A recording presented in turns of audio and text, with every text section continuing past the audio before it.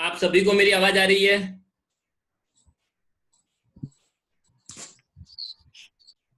चलिए, we are starting with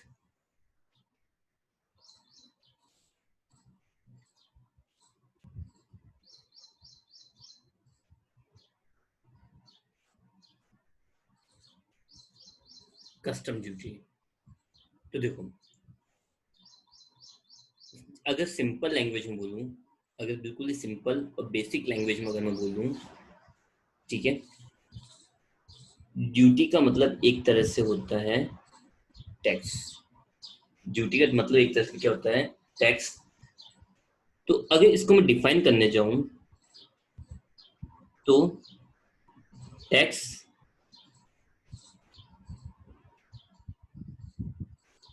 which is chargeable on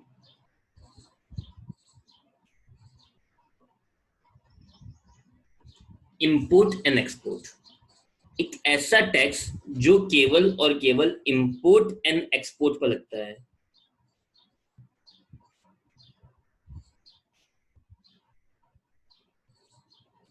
ठीक है, अब इंपोर्ट और एक्सपोर्ट वर्ड लिखते मेरे हिसाब से यहां पर, इंपोर्ट और एक्सपोर्ट वर्ड लिखते मेरे हिसाब से यहां पर इंडिया, आउटसाइड इंडिया लिखना कोई कंपल्सरी नहीं है। आप लोगों को अच्छे से पता है भाई, इंपोर्ट एक्सपोर्ट वर्ड दिमाग में आते ही लेकिन पता चल जाता है कि या तो इंडिया के बाहर से कुछ खरीदा है या इंडिया के बाहर कुछ बेचा है।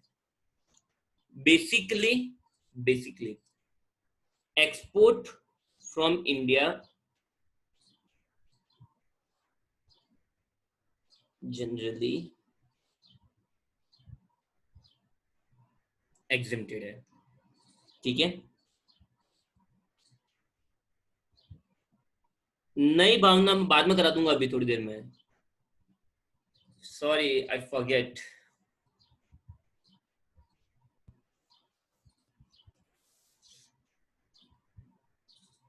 तो देखो, tax which is chargeable on import and export. तो एक्सपोर्ट जनरली क्या है? एग्जेम्प्ट है। जनरली एक्सपोर्ट क्या है? एग्जेम्प्ट है। ठीक है, तो इसीलिए अगर आपने नोटिस किया हो, हमने जब फर्स्ट टाइम पढ़ा था, आपके सारे क्वेश्चन इंपोर्ट के ही हैं। आपके जितने भी क्वेश्चन हैं वो सारे के सारे क्वेश्चन इंपोर्ट के हैं। ठीक है, तो पॉइंट इज, चलो हम लोग उन सबको अवॉइड करते हैं, हम लोग हमारे पॉइंट पर जाते हैं। एक ऐसा टैक्स जो इंपोर्ट एंड एक्सपोर्ट को लगता है, तो एक्सपोर्ट तो एग्जेम्प्ट है, इसलिए आपके सारे क्वेश्चन किसके हैं? इंपोर्ट के। तो सबसे पहले अगर आपको ध्यान हो, कोई भी चीज के लिए आपको टैक्सेबल वैल्यू आइडेंटिफाई करनी पड़ती है। सबसे पहले आप लोगों को क्या आइडेंटिफाई करना होता है? Taxable value. तो फर्स्ट टॉपिक ले लेते हैं,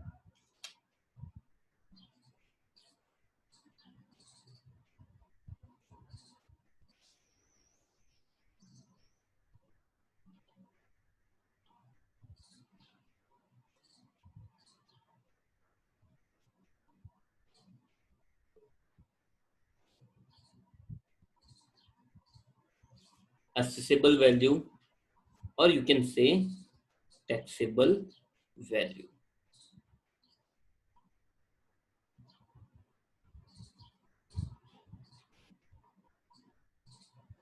असेसेबल वैल्यू बोल दो, या फिर आप इसको क्या बोल सकते हो?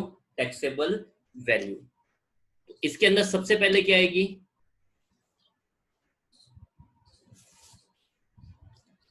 सबसे पहले इसके अंदर क्या आएगी? FOB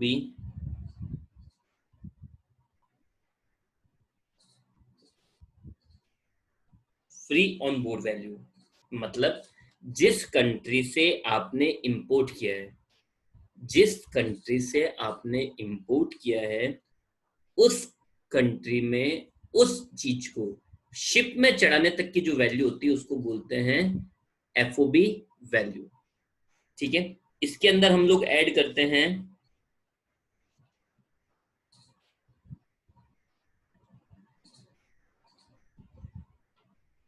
freight. फ्रेट कितना होगा? तो देखो, फ्रेट को मैं 3 पार्टीशन में डिवाइड कर रहा हूं। पहला वाया सी, तो उसमें आ जाएगा सी फ्रेट, जो हमेशा आपको लेना होता है एक्चुअल। दूसरा हो सकता है वाया एयर, उसके लिए आएगा एयर फ्रेट। एयर फ्रेट में क्या लेना होगा, एक्चुअल और 20% of FOB which ever is less. ठीक है। और other in without information, without information 20% of FOB। ठीक है। इसके बाद में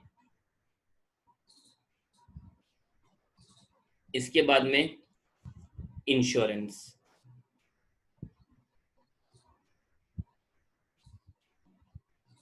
इसके बाद में इंश्योरेंस, तो इंश्योरेंस में क्या जाएगा,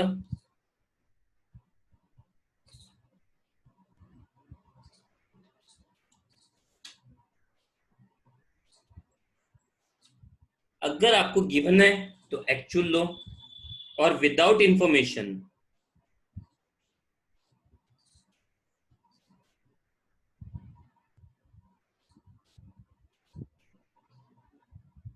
विदाउट इंफॉर्मेशन 1.125% ऑफ FOB। ठीक है। तो इसके बाद में ये जो वैल्यू आएगी आपके, ये जो वैल्यू आएगी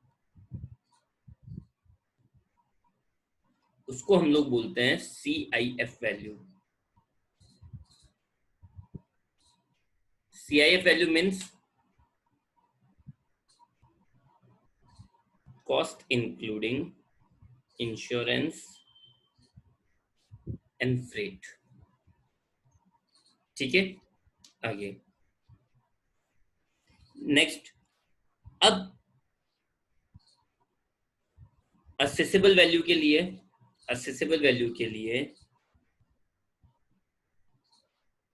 convert CIF in rupees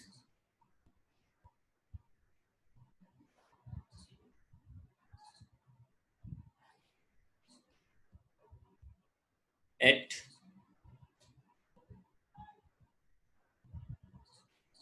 exchange rate determined by board। Board कौन सा, central board of excise and custom. ठीक है। तो आपको कन्वर्जन डेट कौन सी लेनी है, which is notified by, which is notified by, which is notified by board, which is notified by board. ठीक है। आगे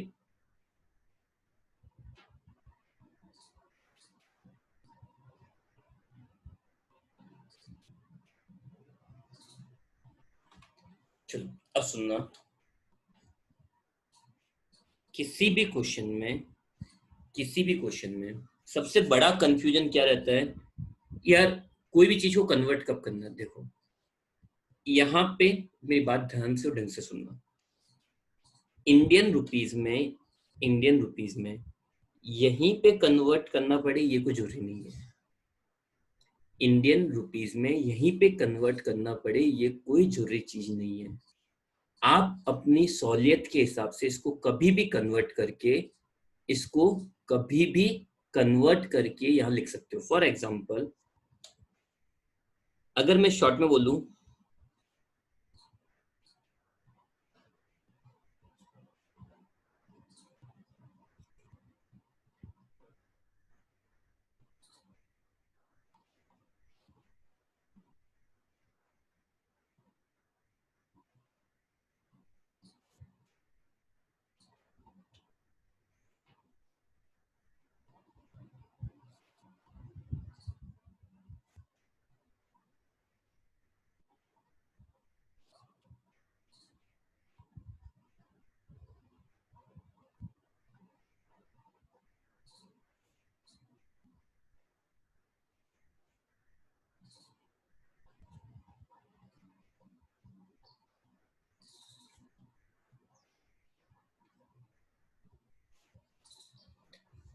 तो सुनना समझना।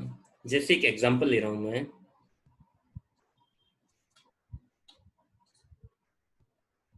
एक एग्जांपल ले रहा हूं। आपको एफओबी दे रखी है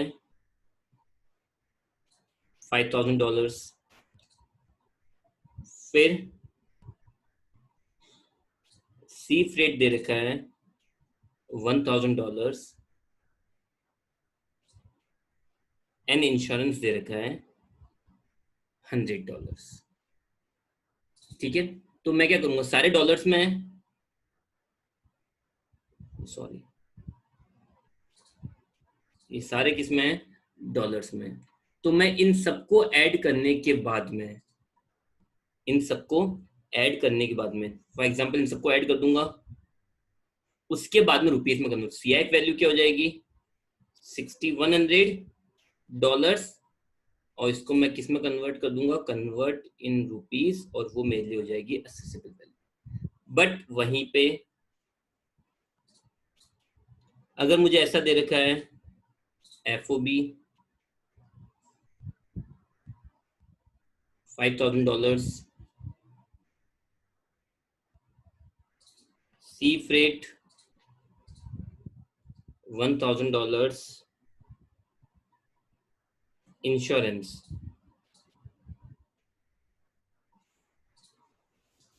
ठीक है। तो अब मैं क्या करूंगा, अब कुछ लोग क्या करते हैं, इंश्योरेंस को डॉलर्स में कन्वर्ट करते हैं, फिर वहां ऐड करते हैं, वो करते हैं, ऐसा कुछ जरूरी नहीं है। पहले क्या करो,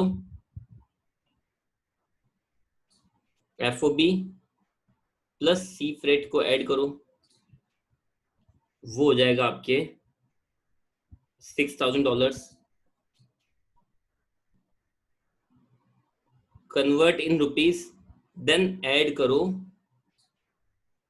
इंश्योरेंस जो आपको रुपीस में दे रखा है, और वो क्या जाएगी आपकी असेसेबल वैल्यू। मतलब आप अपनी जरूरत के हिसाब से इसको कभी भी कन्वर्ट कर सकते हो। तो जो चीज आपको डॉलर्स में दे रखी है पहले सबको ऐड कर दो, जो चीज पहले आपको फॉरेन करेंसी के अंदर दे रखी है वो सब ऐड कर दो, फिर उसको रुपीस में कन्वर्ट करो और फिर रुपीस वाली चीज ऐड कर दो। तो अगर मैं यहाँ पे नोट बोलूं,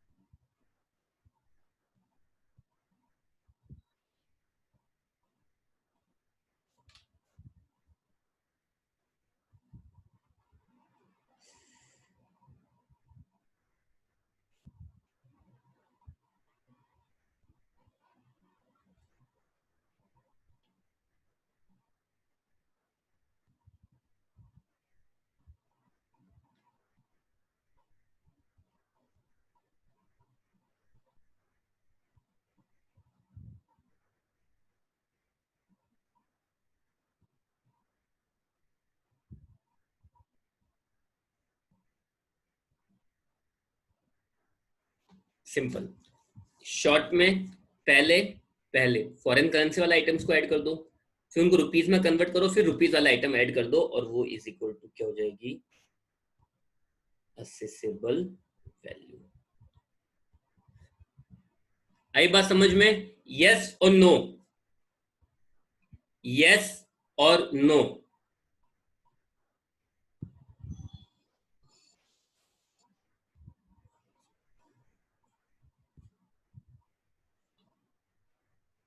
चलिए नेक्स्ट,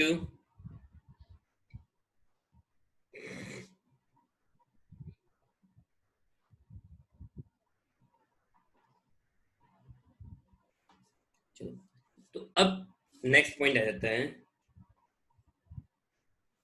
समझना। अगर मैं ग्राफिकल प्रेजेंटेशन करूं, तो जैसे यूके से कोई चीज इंडिया में इंपोर्ट की है, या यूएस से,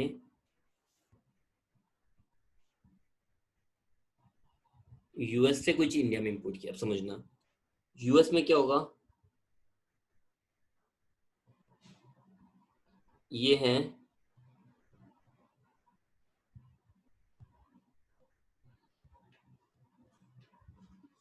यूएस में सेलर की फैक्ट्री, वहां से कोई भी चीज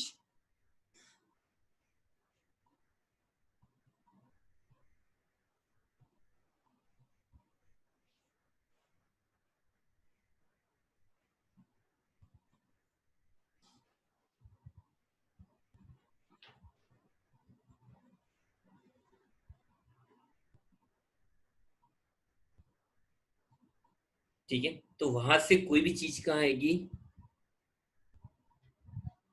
पोर्ट पर। ठीक है, यहाँ पे आप लोग क्या करोगे, यहां से ये जो चीज होगी वो आप लोग ट्रांजिट फ्रेट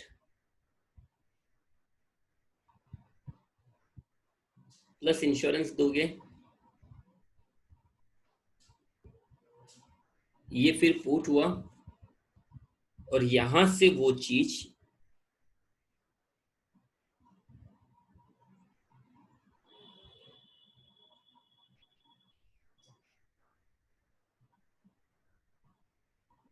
इंपोर्टर अपनी फैक्ट्री में ले जाएगा।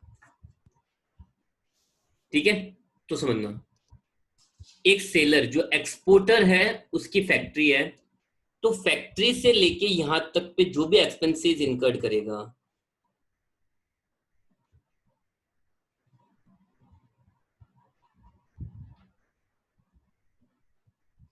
जितने भी एक्सपेंसेस इनकर्ड करेगा वो, और यहां पे भी इंपोर्टर एक्सपेंसेस इनकर्ड करेगा। द पॉइंट इज, ये जो एक्सपेंसेस होते हैं, ये जितने भी एक्सपेंसेस हैं, ये तो होंगे ऑलवेज एड। मतलब मैं सेलर की जगह यहाँ पे क्या वर्ड होगा, एक्सपोर्टर। तो एक्सपोर्टर की फैक्ट्री से सी पोर्ट तक लाने के जितने भी खर्चे हैं वो सारे खर्चे ऐड होंगे। बट वहीं पे ये जो एक्सपेंसेस है इनको हम लोग इग्नोर करेंगे। द पॉइंट इज, सेलर मतलब एक्सपोर्टर की फैक्ट्री से पोर्ट तक लाने के जितने भी खर्चे हैं, एक्सपोर्टर की फैक्ट्री से एक्सपोर्टर की फैक्ट्री से सी पोर्ट तक लाने के जितने भी खर्चे, सी पोर्ट एयरपोर्ट कुछ भी मान लो, वहां तक लाने के जितने भी खर्चे वो सारे ऐड होंगे। उसके बाद में जो एक्सपेंसेस पोर्ट पर इनकर्ड होंगे वो भी ऐड होंगे। ये जो खर्चे वो भी क्या होंगे, सी फ्रेट, और जो ट्रांजिट फ्रेट और इंश्योरेंस है वो भी क्या होगा, ऐड होगा। लेकिन जो एक्सपेंसेस एक बार इंडिया में आने के बाद इनकर्ड किए हैं, तो वो हमेशा क्या होंगे, इग्नोर होंगे। तो ये एक शॉर्ट समरी हुई, ये एक शॉर्ट समरी हुई। अगर मैं यहाँ पे इसको नोट्स के थ्रू समझाने जाऊं, तो देखो, note number 1,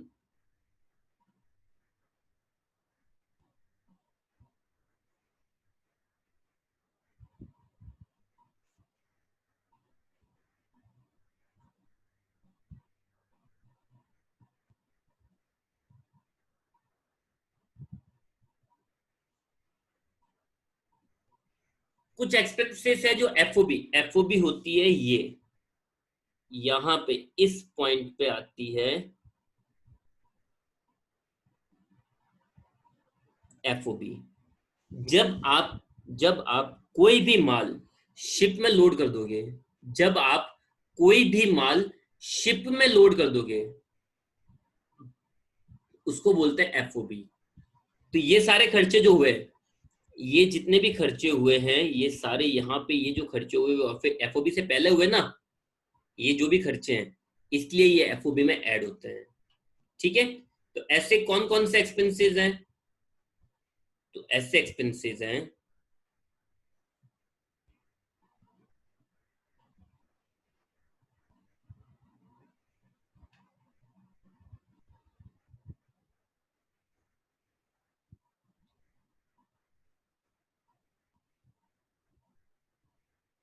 design and development expenses,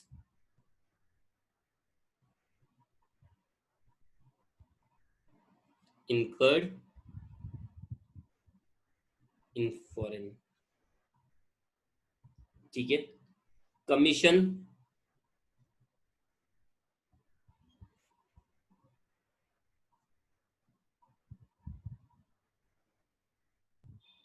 other than buying commission, फिर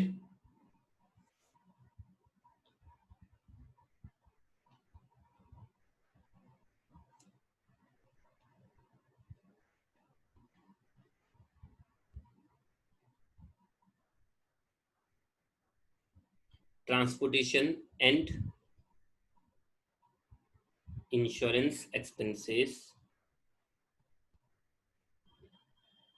from exporter factory to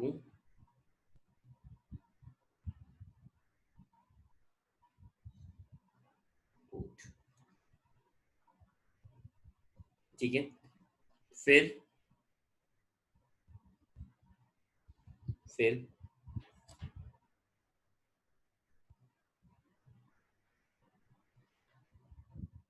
value of material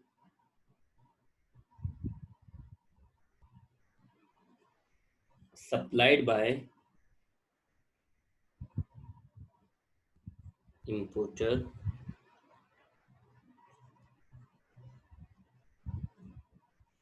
free of cost। And finally,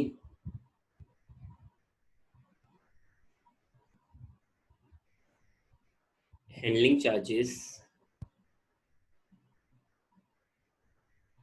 paid for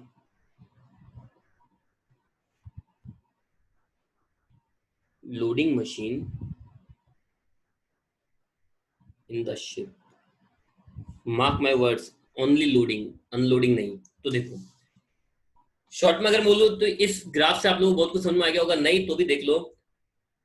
design and development expenses जो फॉरेन में incurred किए हैं, ठीक है, बाइंग कमीशन के अलावा कोई भी कमीशन हो वो, फिर एक्सपोर्टर की फैक्ट्री से, मतलब यहां से एक्सपोर्टर की फैक्ट्री से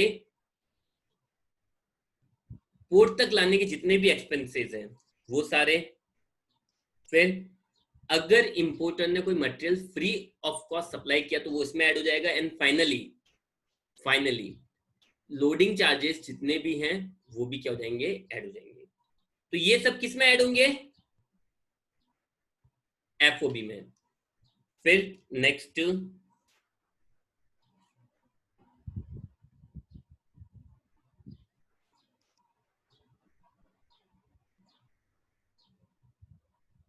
following expenses will be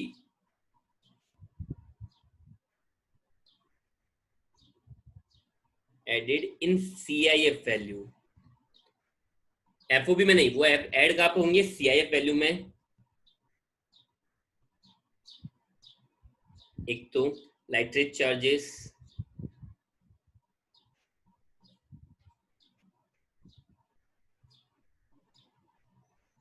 ship डिमरेज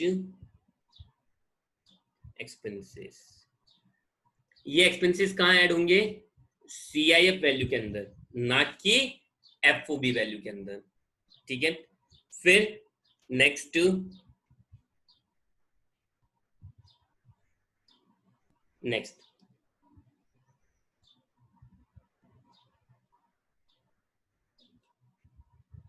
following expenses will not be added। कुछ एक्सपेंसेस ऐसे हैं जिन्हें आपको ऐड करना ही नहीं है, कंपल्सरीली ऐड नहीं करना है।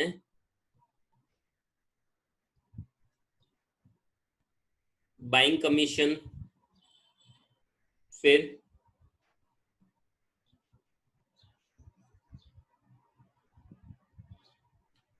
Landing charges,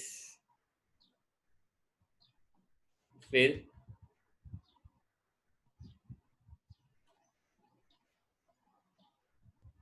cost of returnable containers और एक्सपेंसेस इनकर्ड इन इंडिया।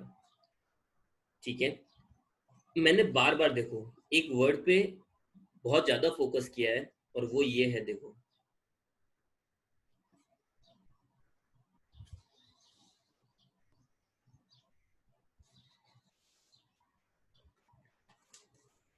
मैंने इनकर्ड वर्ड पे फोकस किया है।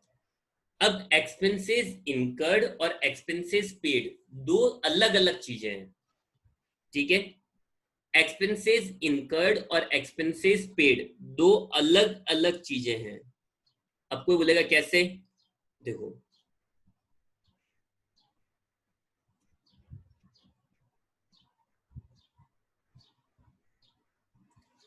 इनकर्ड मतलब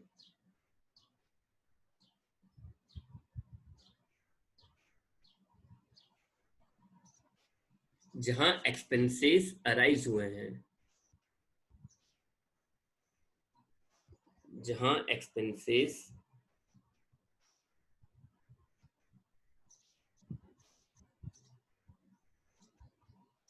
एक्सपेंसेस अराइज होते हैं, ठीक है, जहां पे एक्सपेंसेस अराइज होते हैं, that will be treated as expenses incurred, ठीक है, और पेड।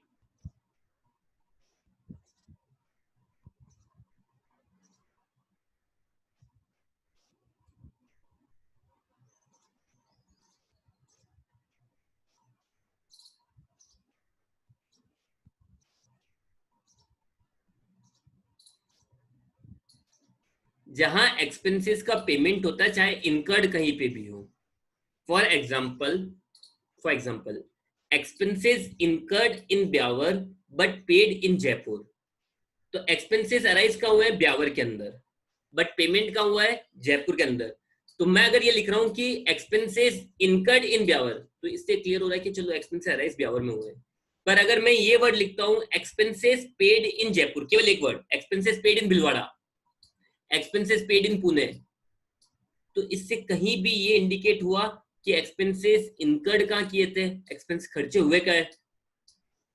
तो द पॉइंट इज पेमेंट कहीं पे भी हो सकता है, मेनली आपको वर्ड फोकस में रखना हमेशा इनकर्ड वर्ड को, ठीक है। आगे नेक्स्ट,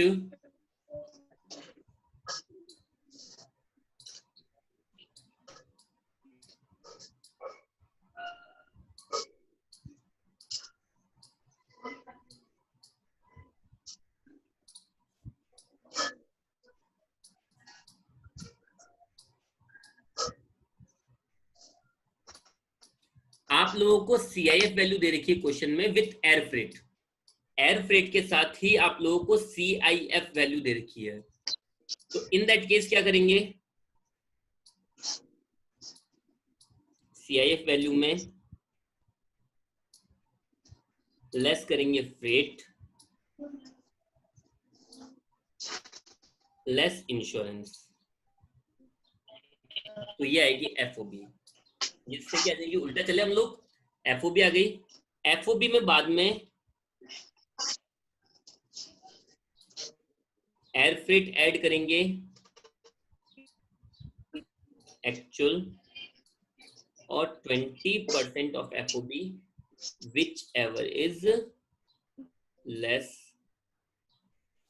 फिर वापस से इंश्योरेंस, और ये आ जाएगी आपके अगेन सीआईएफ वैल्यू, ठीक है। इसी के साथ में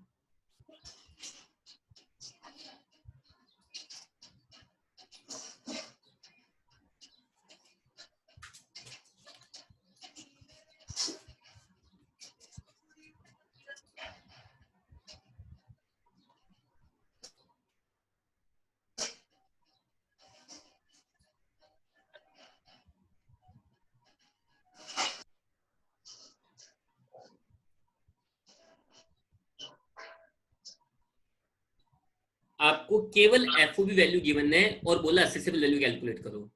तो in that case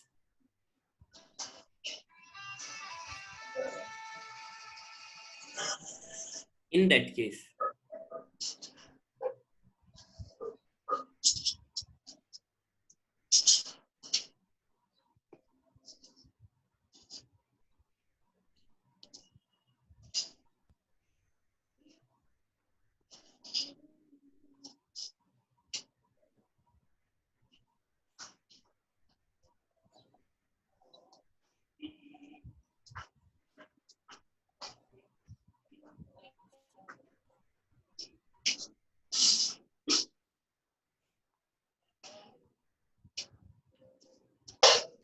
FOB value में फ्रेट और इंश्योरेंस को कंपल्सरीली ऐड करना है, तो ही एसेसिबल वैल्यू आ सकती है, अदरवाइज नहीं। फ्रेट कितना ऐड करेंगे, फ्रेट कितना ऐड कर देंगे 20% और इंश्योरेंस कितना ऐड कर देंगे 1.125% ऑफ एफओबी। ठीक है, तो ये कंपल्सरी ऐड करने ही होते हैं, विदाउट इंफॉर्मेशन भी ये कंपल्सरीली ऐड करने होते हैं। ठीक है, इसके बाद में next,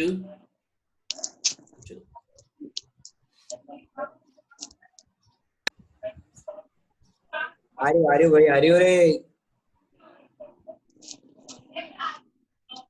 calculation of custom duty. Rajendra ji आपका माइक बंद करिए। ठीक है, तो देखो सबसे पहले आ जाएगी बेसिक कस्टम ड्यूटी, जिसे हम लोग बोलते हैं बीसीडी। कैसे, एवी को मल्टीप्लाई कर देंगे जो भी उसकी रेट दे रखी है। फिर सोशल वेलफेयर सरचार्ज एसडब्ल्यूएस, उसको मल्टीप्लाई कर देंगे बीसीडी इंटू 10%। फिर आईजीएसटी लग जाएगा AV plus BCD plus SWS into जो भी रेट दे रखी है, और फिर लग जाएगा आईजीएसटी सेज वही एवी प्लस बीसीडी प्लस एसडब्ल्यूएस जो भी रेट दे रखी है, और ये आ जाएगी आप लोगों के